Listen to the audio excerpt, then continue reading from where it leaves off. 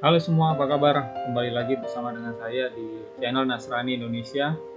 Kita terus membahas tentang agama, sains, dan juga sejarah. Pada kesempatan kali ini, izinkan saya untuk bahas tentang agama, sedikit tentang sejarah. Sainsnya tidak kita bahas ya, kesempatan kali ini. Topiknya apa? Topiknya adalah Yesus adalah Nabi Allah, bukan Nabi Allah. Ya, sekali lagi Yesus adalah Nabi Allah, bukan Nabi Allah. Ya, ada teman Muslim yang tanya kepada saya, lebih tepatnya dia ingin memastikan gitu, kalau Yesus adalah Nabi. Ya, saya bilang ya benar Nabi gitu, tapi penjelasannya itu seperti apa? Berbeda dengan penjelasan saudara-saudara Muslim. Nah, oleh karena itu saya coba ulas di video ini seperti apakah Nabi di dalam konteks Judaism dan Yesus sebagai Nabi itu sebagai Nabi yang seperti apa gitu ya. Nah, sebelum saya bahas, saya kasih tahu dulu kalau bahasa Yesus adalah bahasa Aramaik, bukan bahasa Arab ya, saudara-saudara, rekan-rekan. Jadi Yesus tidak pernah mengucapkan kata atau nama Allah, itu nggak pernah, sekalipun nggak pernah gitu ya. Tidak pernah tercatat di dalam kitab kanonik dan juga kitab non kanonik ya. Kalau dicari di dalam apokrifa, Injil-Injil yang lain juga saya baca-baca juga tidak ada gitu ya, karena merujuk kepada apa, bahasa asli Yesus adalah bahasa Aramaik gitu. Nah, di dalam bahasa Aramaik yang namanya Tuhan yang disembah oleh manusia itu disebut Allah ya. Allah itu tidak kelihatan ya, Allah itu ada di mana-mana. Oke. Nah, Yesus di sini adalah Nabi Allah. Nah, pertama ya, saya kasih tahu dulu kalau Yesus berbahasa Aramaik ya. Lalu saya jelaskan Nabi itu di dalam konteks Judaism itu seperti apa. Karena Yesus itu kan Rabi Yahudi ya. Jadi saya kasih tahu ini. Saya baca di Judaism 101 atau linknya itu jewsfact.org. Di sini dijelaskan tentang nabi-nabi dan nubuatan. Kalau lihat kotak biru ya di sini di atas ya, ada beberapa poin. Di situ adalah kesimpulannya. Kita baca di sini, a prophet is God's spokesman to the people. Artinya adalah seorang nabi itu adalah juru bicaranya Tuhan kepada umat. Ya. Itu definisi nabi di dalam Judaism dan sama juga di dalam Kristen. Nabi tidak hanya laki-laki tapi juga bisa perempuan. Ya, ada nabi perempuan di dalam Perjanjian Lama dan di dalam Perjanjian Baru pun ada, walaupun tidak tertulis di dalam kitab gitu ya. Oke. Ini adalah definisi nabi ya, God spokesman. Jadi nabi itu harus manusia yang ya menyampaikan pesan ilahi kepada umatnya. Nah, apakah Yesus masuk ke dalam kategori nabi? Memang iya, semua umat Kristen menyadari hal ini. Dia adalah juru bicaranya Allah. Oke, saya baca di Matius 13 ayat 57. Lalu mereka kecewa dan menolak dia. Ini dia huruf besar D-nya, jadi mengarah kepada Yesus ya.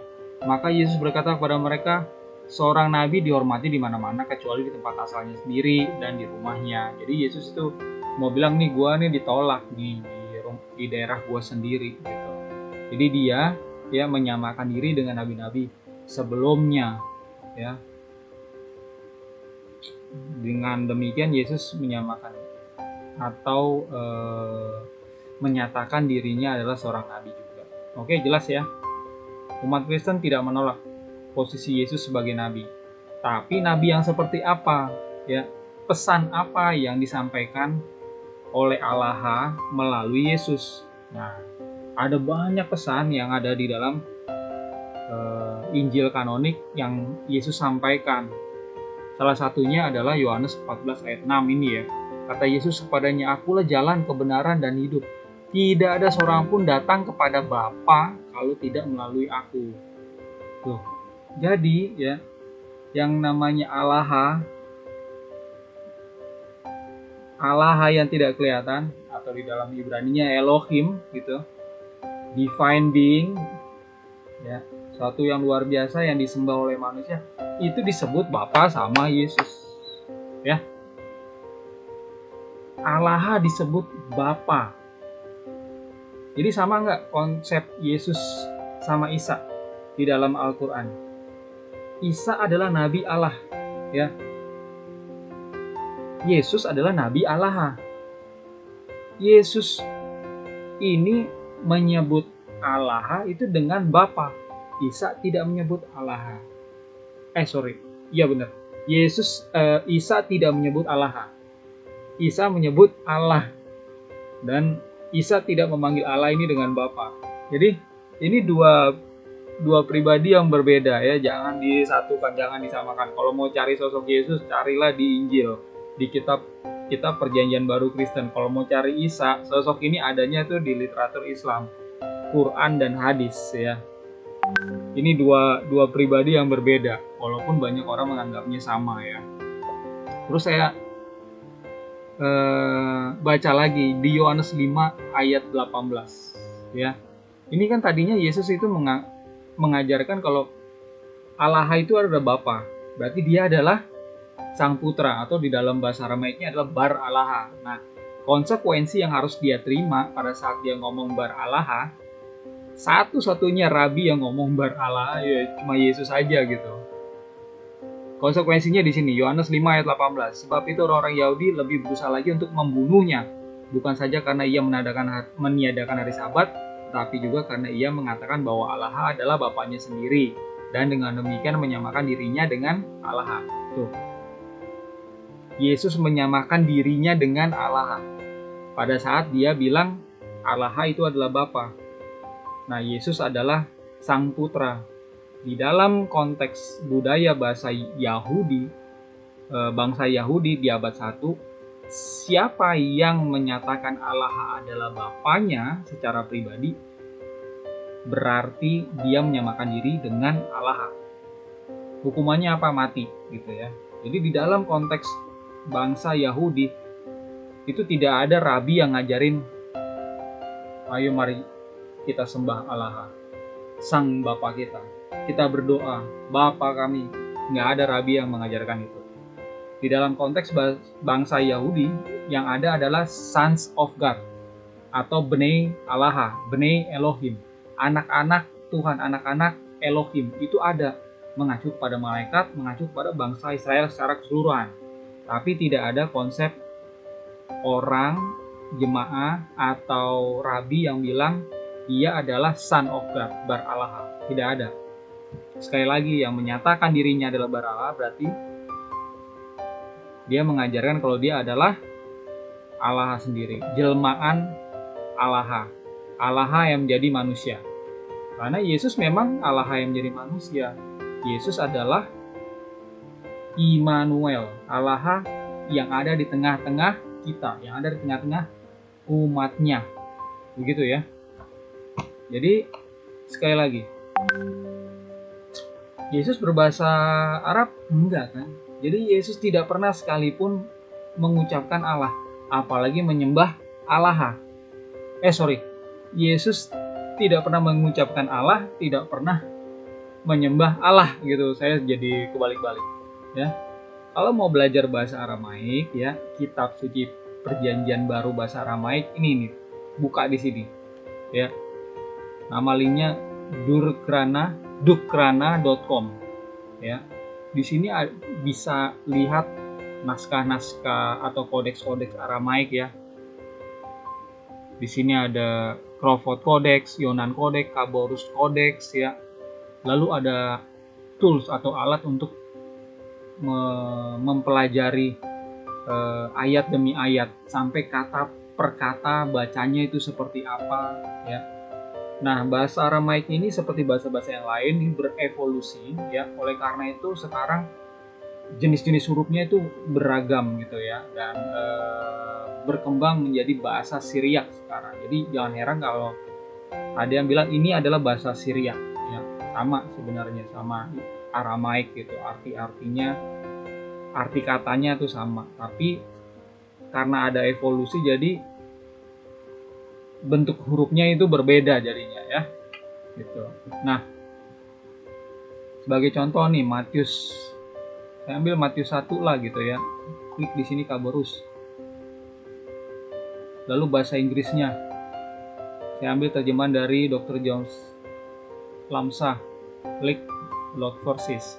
Nah, udah di load nih ayat-ayatnya, kita lihat nih Matius 1 ayat 1 ini adalah bahasa Syriak Aramaiknya seperti ini. Ini hurufnya huruf Sedra namanya ya. Ini terjemahan bahasa Inggrisnya oleh Dr. Lamsa.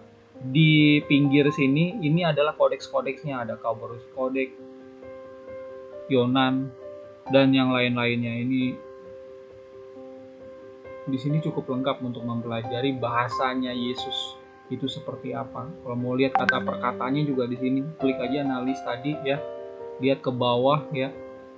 Di dalam ayat itu kata perkatanya itu bisa di-trace. Oh, ini rootnya, akar katanya tuh ini gitu ya. Coba book writing atau scripture itu ya.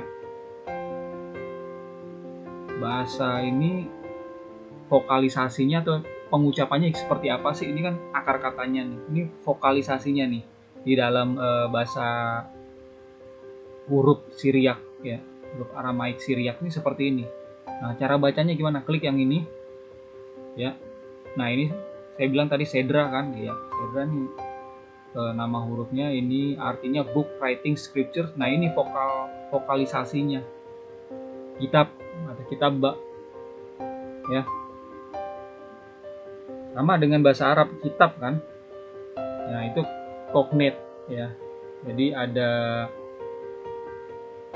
kata yang cara pelafalannya dan artinya sama ya di dalam Aramaik dan di dalam Arab, karena ini satu rumpun bahasa Semitik gitu ya, ada yang sama.